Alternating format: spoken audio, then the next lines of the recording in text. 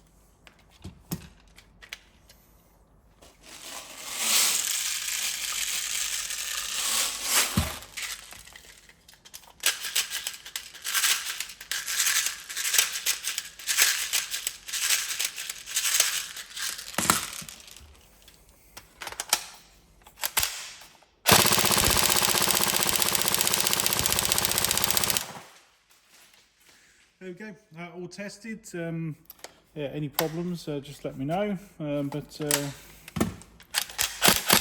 Yeah, hopefully everything's all good for you. I hope you enjoy. Thank you.